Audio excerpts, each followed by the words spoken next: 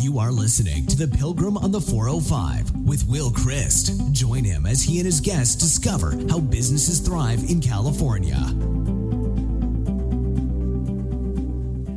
Well, welcome to Pilgrim on the 405. We have a great guest today. We've got a great series of conversations, and I want to introduce you to Christine McKay, who, to my way of thinking, is the best negotiator we've had on the show, even though we've had Chris Voss on a couple of years ago. So Christine is a great negotiator to help businesses get through those sticky points where people aren't quite on the same page. She helps them get on the same page, get an agreement, and move forward. So welcome, Christine. Thank you so much for having me, Will. I am so excited to be here. I love your show. Your guests are just incredible. And it's just an honor to be here. So thank you for having me. Well, good. So tell us, what are you seeing out in the business world today with all this craziness that's going on? It just seems like we're living in a fantasy world, and sometimes it's a dystopian fantasy, but nevertheless, it seems like we're making it up every day. So what are you seeing in your world of negotiation? Oh, well, I'm seeing a lot of businesses being sold. I'm seeing a lot of people kind of, for lack of a better term or phrase, kind of aging out of their companies and not having a place to sell it. I'm seeing a lot of people who want to sell but aren't actually prepared to sell. And then I'm actually seeing a lot of issues, and this is not going to be a shock to anyone tuning in. I'm seeing a lot of supply chain issues, a lot of things, a lot of relationships that people thought that they had in place that they're going, holy crap, that isn't what what I thought I had is not what I actually have. And so those are kind of the big things that I'm seeing right now in my universe. Well, are you seeing people when they get that, holy crap, I didn't expect that to happen, that's not happening? It seems to me that there's two things they can do. One is they can say, therefore, I'm going to sue them. The other one is, okay, so they probably have as big a problem as I do. Therefore, I'm going to spend my time, energy, and resources figuring out how to solve the problem. Which do you see people doing? So I see people trying to renegotiate. So we usually get involved before the whole I'm going to sue them conversation starts to happen. I'm a huge fan of renegotiation. So, for me, negotiation is a conversation about a relationship. And you cannot win a relationship. And, before we started recording, I was making a joke about, my husband, but my husband is amazing. And we've been married for almost 30 years. But the relationship that we had when we first got married is not the same relationship we have today. But when we get into business, we sign a contract and then we think that that's going to govern it, right? And the reality is that relationships happen, life happens in our business. And situations come up. And if we don't create an environment that allows us to have conversations, hard conversations sometimes about the state of our relationship in business or even in our personal lives, then at the end of the day, we're not gonna be successful. Because if you get into a relationship where you hit that point and you're like, I'm just gonna sue them, you're going to lose more, not just, the lawyers are going to gain a lot, but you're not going to gain as much. And so I am all about how do you either rebuild a relationship or build a relationship that allows for flexibility, where the contract becomes a guide to the relationship, but it is not the letter of the law kind of thing. It's like you create flexibility that allows you to grow as a business and also contract. And sometimes the right decision is it's best for us to part ways, but how do we do that in a way that actually makes sense and that's not full of animosity and angst, but how do we do that in a way that's productive? And there are absolutely ways of doing that. Well, that's good to hear, because what I'm looking at is, when I think of where we are today in this country, we really have to renegotiate, don't we? I'd even right? take it a step further. We first have to allow ourselves we have to make ourselves willing. Well, yes, yeah, well, That's the yes, but first I mean, step. well, I mean, I talk about steps, but I'm just saying right now, to me, I've been looking at this for a couple of years now, and it doesn't seem to be getting better. And so I'm thinking about what is it that's going on here. And I think one thing that's going on is we are generalizing and turning people into talking points or points on a graph rather than human beings. I agree. I And agree. so yes, I agree. You have to both want to. Uh, at the same time, you don't have to wait for the other person to want to as well. If you want to, you can begin. It seems to me you begin to do some things that create the possibility for that renegotiation. And I think one of the first things is if I want to renegotiate, whether it's a cultural level or a personal level. And by the way, didn't you say you've been married 30 years? Almost, yeah. Well, we got 14 more years on you, and it's still It renegotiation. is. It's All constant right? renegotiation. So in thinking about that, it seems to me that one of the first things we do is we recognize that we can only talk to human beings. All right. And that means we have to have a relationship with them, and we have to recognize that they are different from us. Mm-hmm. And that Absolutely. whatever comes out of this renegotiation or this negotiation process is not going to be all for me, and it's not going to be all for them. There's going to be something else. And I don't know that we have to talk about compromise, but we do have to talk about building a page that we're both on, coming to an agreement. Is that right? Mm. Yeah, it is. I mean, I just recently had breakfast with somebody in Atlanta, and we had only ever met on Zoom during the pandemic through a networking group that we're both part of. And, it turns out he was born and raised in Moscow and, and lives in Atlanta, Georgia. And he has certain political ideologies. And, I'm from Montana. I grew up in a rural community in Montana, but I live in Los Angeles. Which one? It's called Big Sandy. We have two claims to fame. One is that one of the senators is from my hometown. My parents can't stand him. But so if you look up which senators and you think about Montana, you'll figure out which one that is. And the second is that the bass guitarist and co-founder of Pearl Jam is from my hometown. And of course, I'm from my hometown. So there we got three claims to fame. That's the most important. But the thing that was really interesting about the conversation that he and I had is that it became clear that we absolutely have some different political ideologies and philosophies, but we also have a lot of things in common. And what people, I think, to your point, I think that for me, the thing that we've lost in our culture, for me, is curiosity. We're no longer curious about ourselves enough to explore what are the reasons why we think the things that we think. What's the rationale behind our own perspectives? What's driving that philosophy? Instead, we've quit being curious, and we want somebody to tell us what to think. And then we're also not curious about anyone else. We're letting somebody tell us what to think and not being curious about ourselves. And we're not creating an opportunity for other people around us to share their different perspectives. So this gentleman, right, from Moscow, right, grew up in a communist society, grew up under all of that. And I'm a product of the Cold War.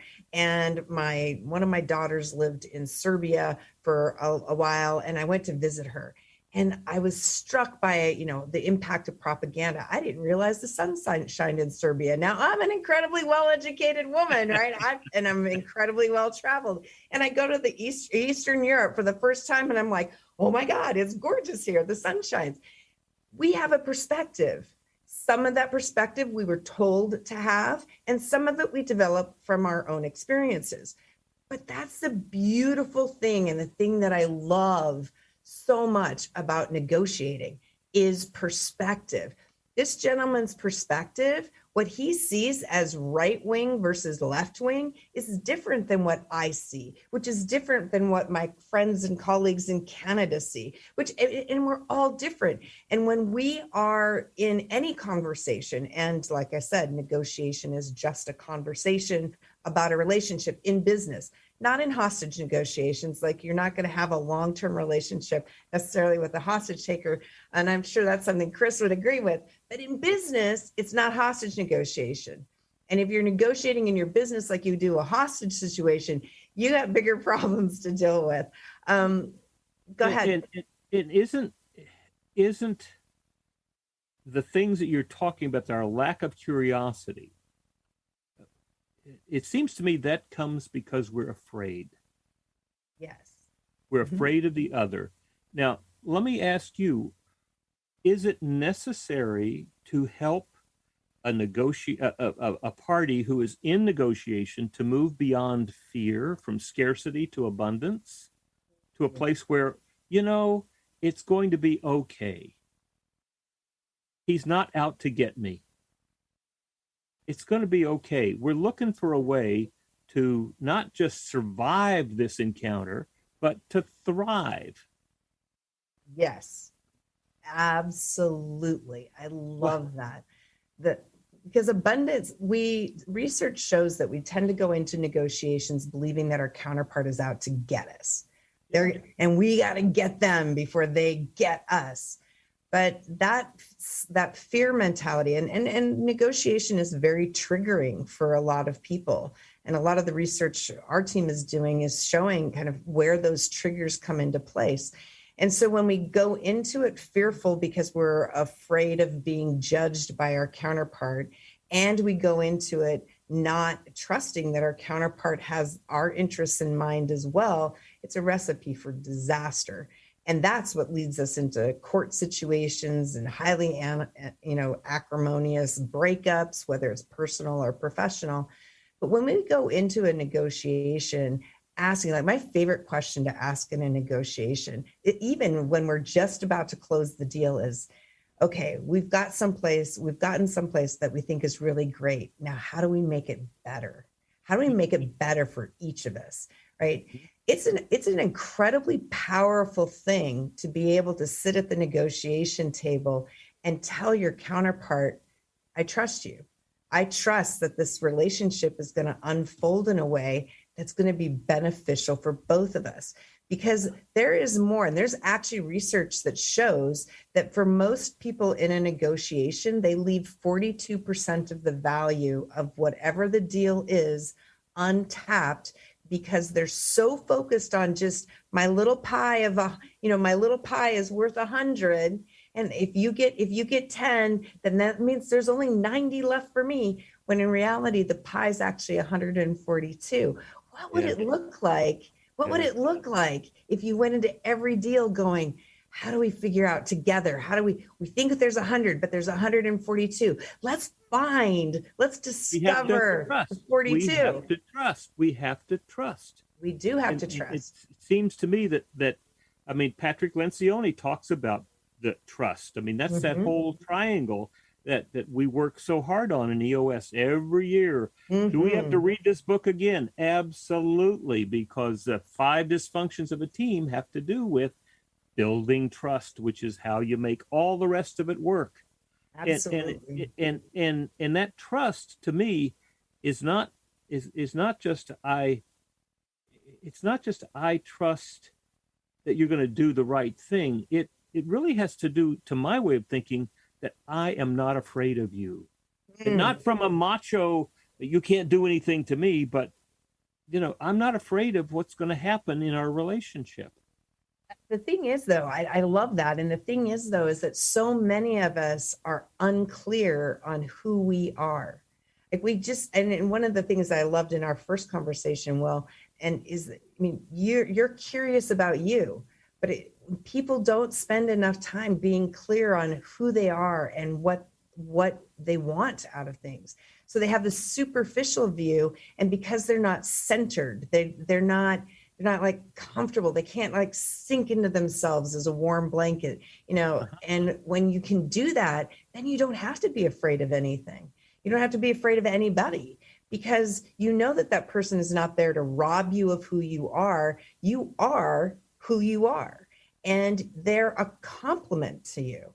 I just recently, and I have no problem, I hope it's okay to disclose this, I just recently quit drinking and started and have been going through Alcoholics Anonymous.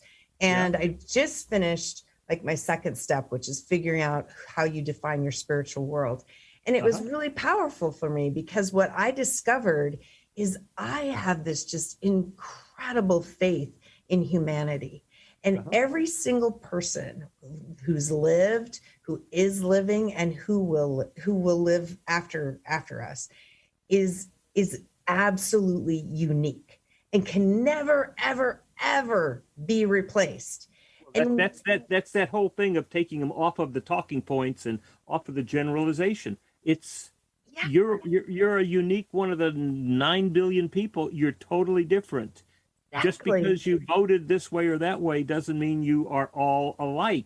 Exactly. And when you look at yourself and you see that and you appreciate that uniqueness and you vote for yourself, but you do it in a way that acknowledges, that respects, and that honors that every other person is as unique as you in their own way, it creates an opportunity to create more, to be more, to do more, to have bigger impacts, to achieve more, to accomplish more, because we're unlimited in what we can do. But that's right. That's the abundance.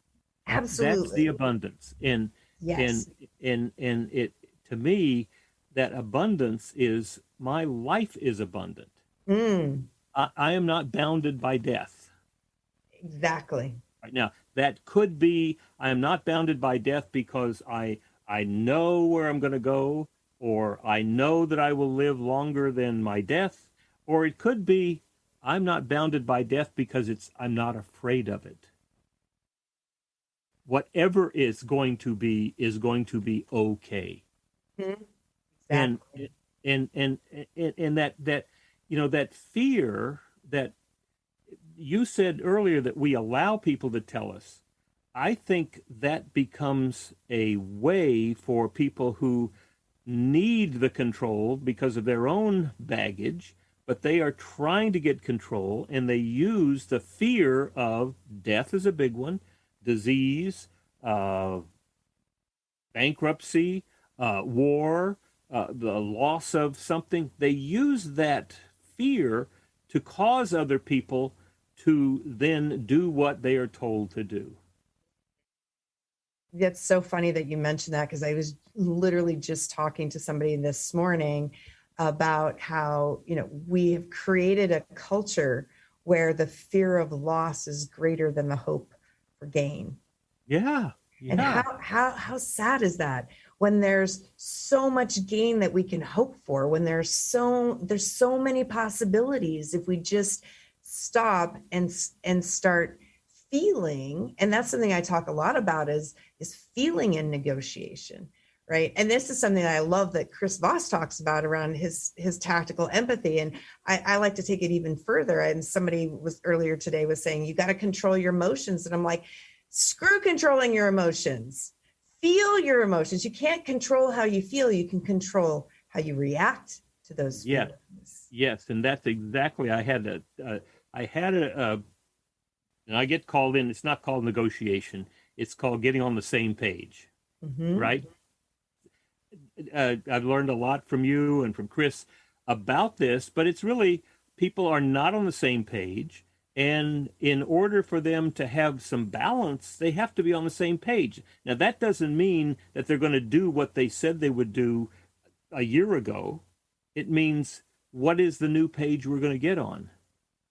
And at the end, it's amazing because it happens so many times. I mean, at the level that I'm working in, after, an hour or two of the conversation, when we have the breakthrough, they get up and hug each other. Isn't that incredible? Yes. And so we were debriefing. I was debriefing with one of the two people there, and he said, "Oh my gosh, you are just a genius, Will." And he said, and I said, "Look, it's really pretty simple. When you get to the place where you're no longer emotionally involved, which I call being triggered, right? I mean, that's my word for being triggered." And he said, "Oh no, I'm not." And he used the word stoic before, and I said, "That's not true. You are emotionally involved. You're trying to hide it by this stoicism, which doesn't help. You have to experience it and know it, but then you also have to let it go so that it doesn't control you. And right now, it's controlling you, and that's where you guys got into this issue, because when something happened, you didn't share your feelings. And now it's a year later and you're sharing your feelings, and you're throwing the whole kitchen sink on the table." And I said, you didn't share your feelings. He didn't share his feelings. But now you guys are working back on the same page. Now, let's pay attention to that as you move forward. But it really was this, and I said, this is where you get to go deep inside yourself over the next 5 to 10 years, and you will be a greater leader by doing it. I love that. Yeah. And that's it's really amazing. Powerful. That's so powerful, because the thing is that, so I hear this all the time, right? This is just business, or, people like try to go, it's just logic. And I'm like, no, we're human just beings. Math. It's just math. It's just math. We feel before we think. We feel something before we engage the logic centers of our brain. And so and I hear this all the time in negotiation, right? I just got to shut down my emotion. I got to do, and I'm like, why not just name and label it? Yes. What happens in a conversation, whether it's with a spouse or whether it's with a business partner, a customer, a supplier, an investor, whatever, if you just say, how that made me feel this way. Was that your intent? I just was in a negotiation a couple of weeks ago, and this with a guy, and which most of my negotiations with men, but this particular gentleman made a very inappropriate sexual comment, followed by the, "I don't know why anybody would hire you as a woman to negotiate." And so, right. So guess what? My feelings engaged first. And I'll let you figure out which emotion came up first. But my feelings engaged first. And then, but I noticed, right? I noticed the emotion that came up. And then I said, all right, that emotion is coming up. Now, what do I want to do about it? So by noticing the feeling, and then asking myself the question, what do I want to do about it? I gave myself choice. And how I handled it was, I said to the gentleman, I said, "Is it okay if I ask you a question?" And he said, "Sure, why not?" And he was riled up. And I said, "What reaction were you hoping to achieve by making those statements?" "What do you mean? What do you mean?" I said, "Well, they were fairly inflammatory statements. So what were you hoping I would do?" "Oh, well, I didn't mean anything by it. I didn't mean anything by it."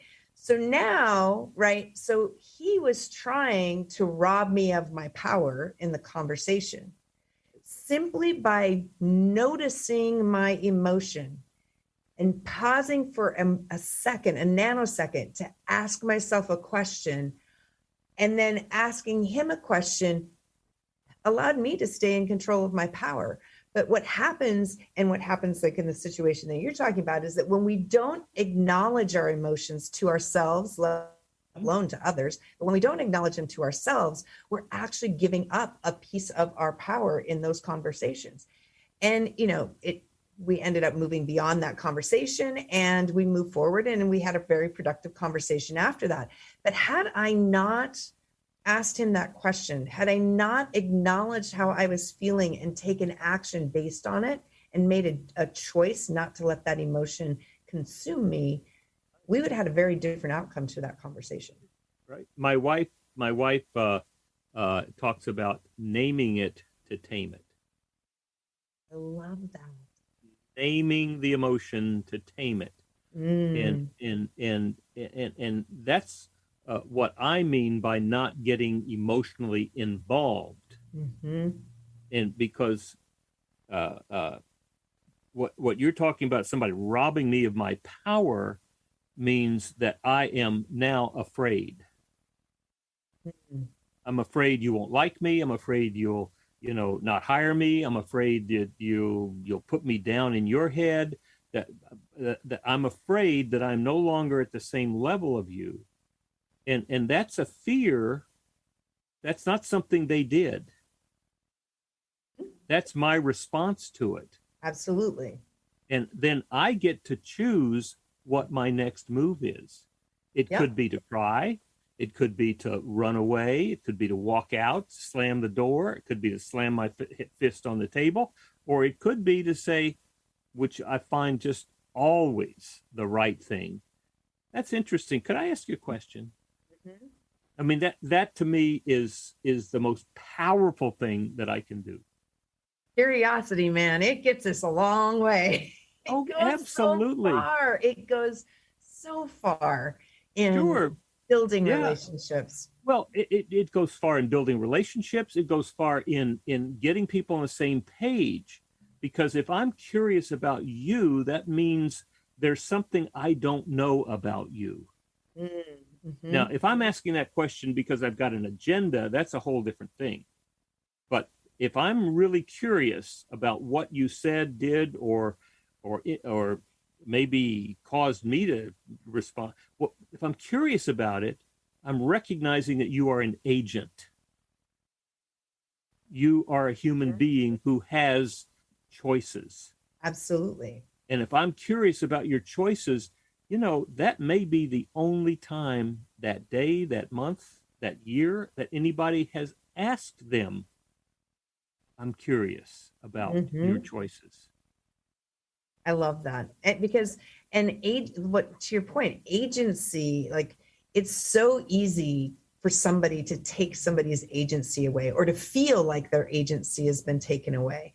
And I see that all the time in my line of work when somebody, does something or behaves in a way or says something in a way that the other party feels like their agency and their choice, their ability to choose has been taken away. And that it's so important to let people know that, I often say that freedom starts with no. Now, which is contradictory to what a lot of people would say. There's all the books written about say yes to everything. But for me, right, saying, if I think about my yeses and nos as a river, right? So my yes is the water. That's the water that comes into my river, and my no is the banks, right? If I start saying yes to everything all the time, at some point that the water's going to overflow the banks, the boundaries that I've set. Now, in some areas, my boundaries are stronger and more fortified than they are in others, right? And there, I have weak points along the way to, that my river flows to the ocean, right? But when I'm really in flow on things and things are just, and my life is going in a really great direction and positive way, I know where my boundaries are because I've given myself the agency to say no to things, right? And, people are afraid of the word no. And when my kids were little, I used to say, what part of no do you not understand? The N, the O, or the two letters combined, right? Because the thing is that no it does two things. It gives you the power to say yes to the things that are fully aligned to you. And no also gives you permission to ask another question or the same question in a different way. What are people saying no to? Is it all of what you're proposing, or is it just a piece of what you're proposing? And we tend to react by saying no without exploring what that no actually means. Yeah. Well, it triggers, I think it triggers our fear of scarcity, our Mm. fear of limitation, our fear Mhm. of a barrier. It's like saying death is the no to life, right? Mhm. Well, Mhm. that's a decision that you make about how you deal, Yeah. what role death is going to play in your life. I mean, that's the whole Buddhist world is Mhm. about coming into a relationship with death.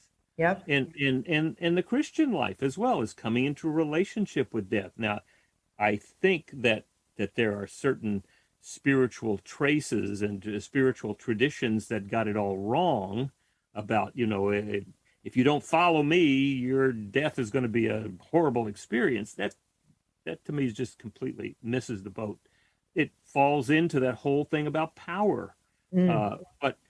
But to me, it's how we recognize that no is a definition of the relationship. But part of it's this is the world we're going to live in because this is what they want to do, which may mean a no to me, but I'm free to choose who and where and when I want to be, Exactly. right? Exactly.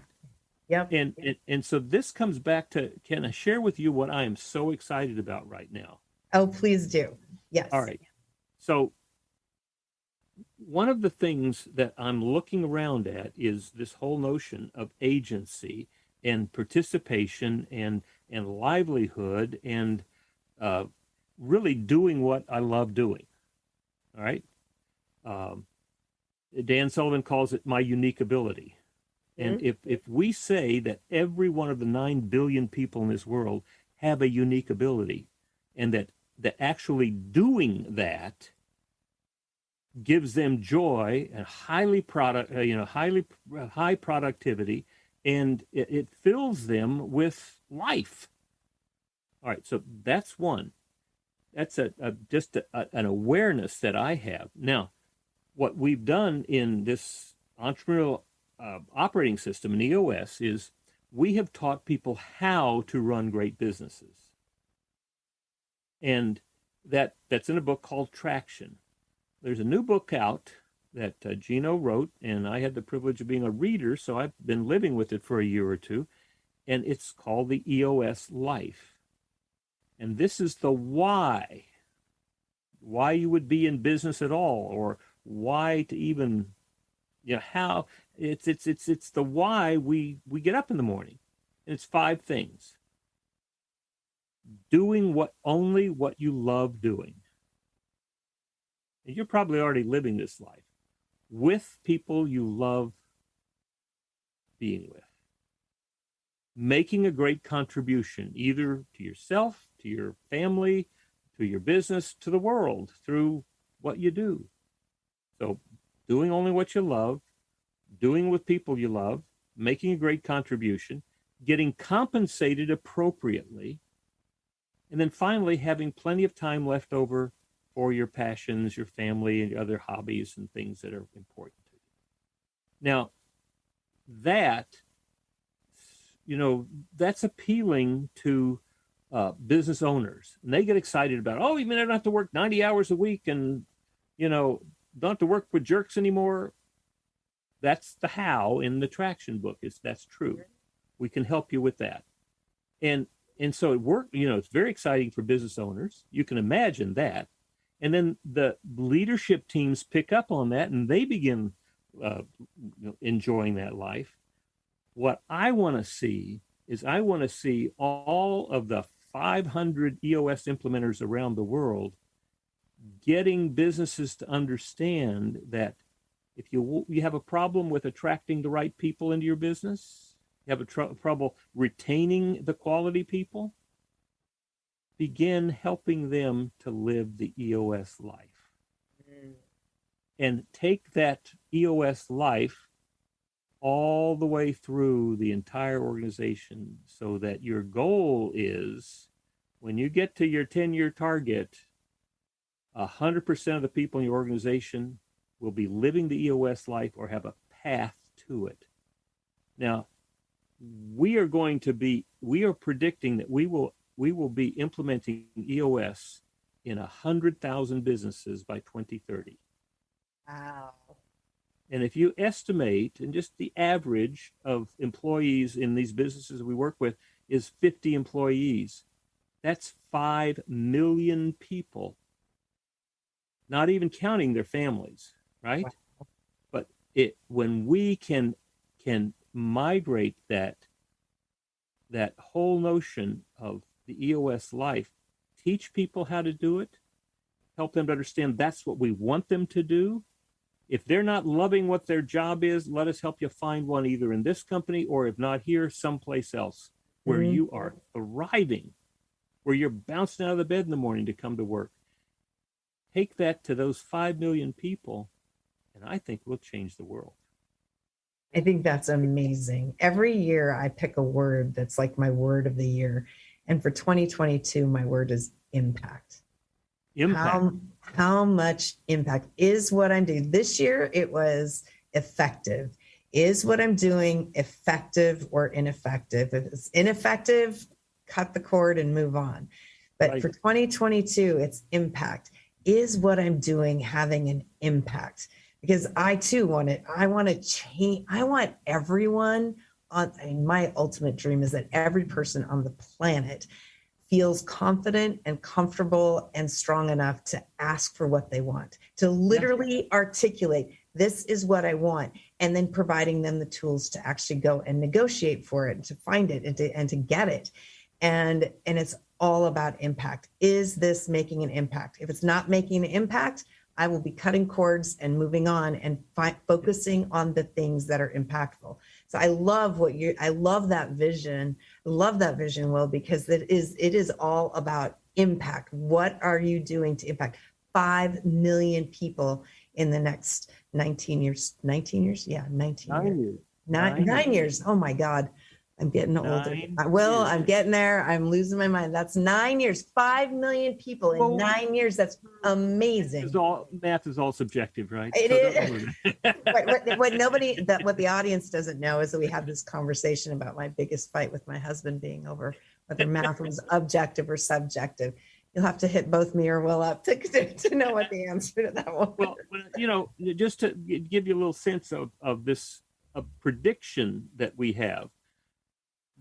23 years ago, when Gino Wickman, the guy who wrote Traction and then wrote EOS Life, when he wrote on a napkin that by 2020, this was 17 years, 2020 would be 17 years from when he wrote it down. By 2020, we would have implemented EOS through our implementers in 10,000 companies. December of 2020, we had 10,500 companies. Oh, that's awesome. Oh my gosh, that's so powerful. Well, now that we are saying, we're predicting, this is not a goal, this is not a hope or a dream, this is a prediction, because we've got it all planned out about how we're going to get there.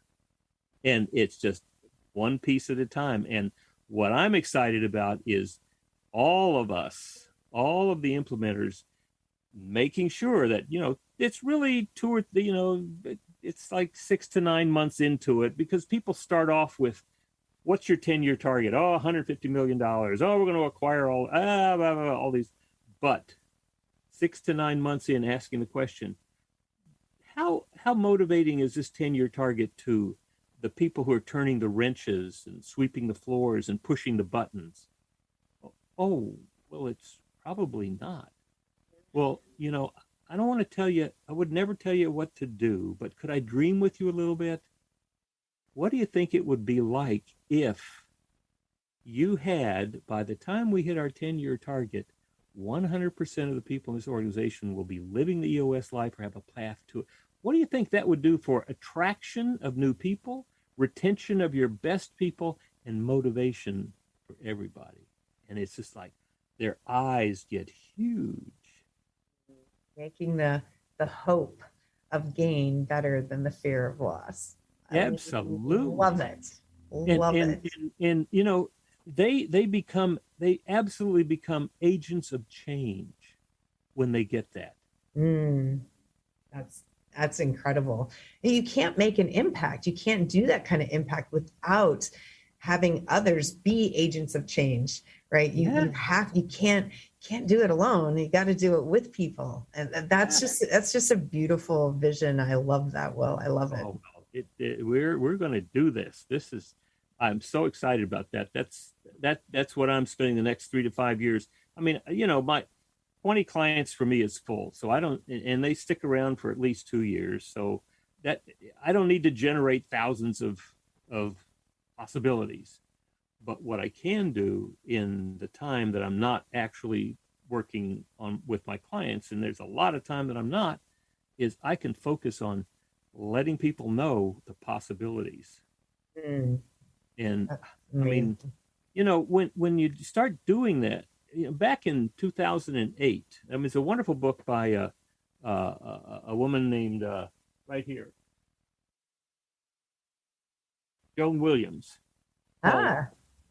called The White Working Class. Now, what she's picked up on is she's saying they are now feeling what Native Americans have felt for 400 years. They're feeling what Black Americans have felt as they're coming out of slavery over the past 100 years. And she's saying what happened in 2008 was when the investors said to the CEOs of companies, look, the people that you want to talk about who are your employees, you got to stop thinking about them as people. They are now assets. And as an asset, they produce goods and services.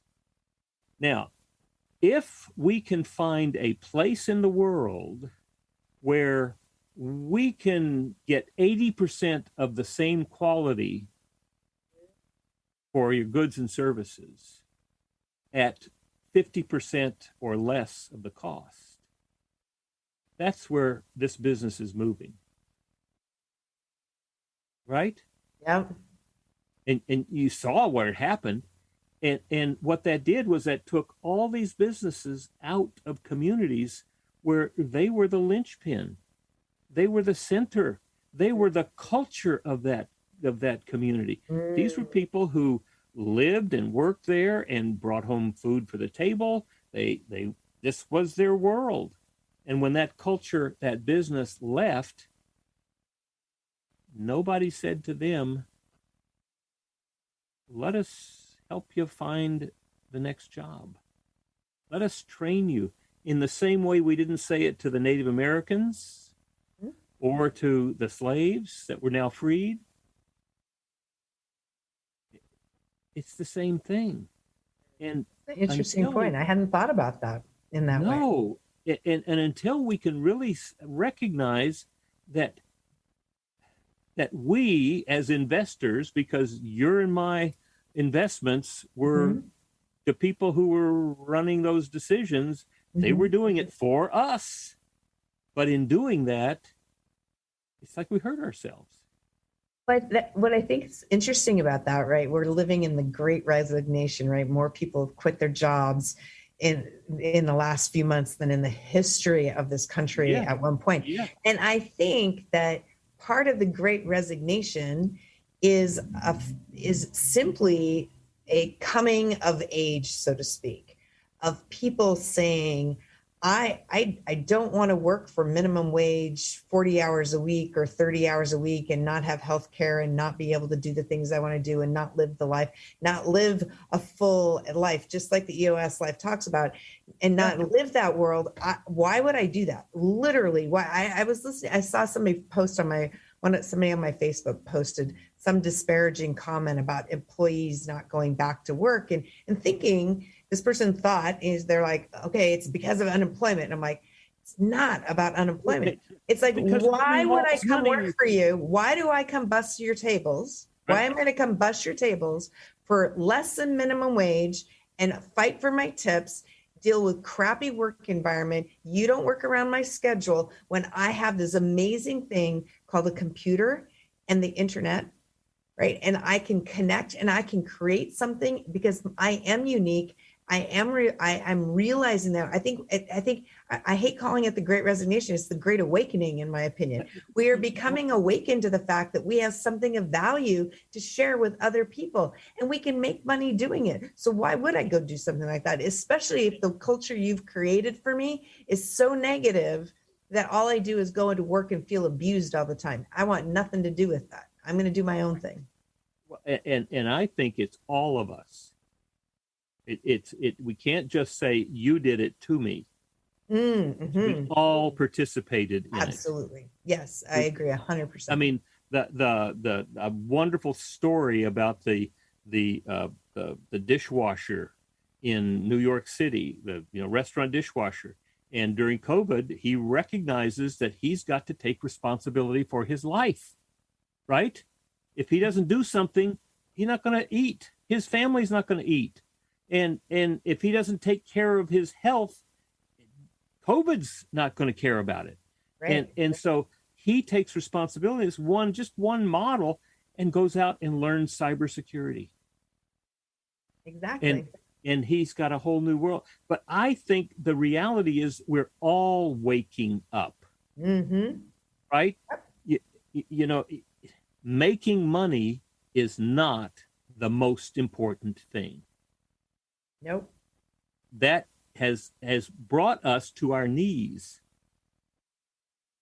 And we're struggling with that. There's some people who are awake and would know about it. They're aware of it.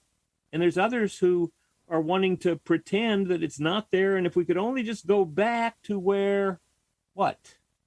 go back to where us white guys were in charge, and we really didn't pay attention to a lot of other folks, which is what brought us to where we are today.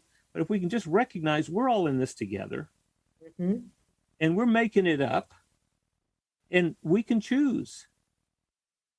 And that's where I think your job is so important, just not only in negotiating, but helping people to recognize that we are not trying to convince somebody. We're trying to build a relationship, which means we have to have these negotiation tools. Yeah. And like I said, negotiation is a conversation. It's a conversation about your relationships, and you can't win relationships. So stop trying to win them. Work on building them, growing them, right? Deepening Let them them. Blossom, right? And create that space that allows not only for you to grow, but for your counterparts to grow too. You've been married for 44 years, and I've been married for almost 30, right? Our relationships, I guarantee, grow because not only are we as my husband and I a couple, we're a couple, but we're individuals first, and we've flourished as individuals, and that flourishing as individuals allows us to flourish as a couple. And our business relationships, in my opinion, are the exact same thing. We are individual companies, but when we come together and we have common ground and we build on that common ground, we allow each other to flourish as individual companies, and then we flourish together, and we are able to participate in more. We're able to create more and gain more and participate in it together. And that's where we're going as a country, is to get on the same page, to get on the common ground, to get clear about where do we want to be 5, 10, 15, 20 years from now. We don't want to be in the same place we're right now. Right. Yeah. We've got some growing to do, and it's not going to be one side or any one of the multiple sides winning. It's really going to be us developing relationships of respect and curiosity and recreation, joy, and high productivity. Yep, I agree. Well, this has been great, Christine. Just one more conversation that will be many. This has been amazing. It's been such an honor to be here with you and to be here with the audience. So thank you so much for having me. Well, if somebody wanted to have a conversation with somebody right now that is finding it very difficult and they thought you could help them, how would they get in touch with you? So the easiest way, well, you can find me on LinkedIn if you just look Christine McKay. I've been on LinkedIn for eternity, so I'm the first Christine McKay that should come up. And you can always go check out our website at Venn Negotiation. And for those of you who loved math in school, that is the Venn diagram. So it's the 3-circle Venn diagram is our logo. So Venn and Negotiation, so it has 3 N's in it. VennNegotiation.com. All right, Christine, as usual, it's been a wonderful conversation. Likewise, thank you so much, Will. All righty. Just another example of how businesses will thrive and continue to thrive, not only in California, but all around the country. You've been listening to The Pilgrim on the 405 with Will Christ.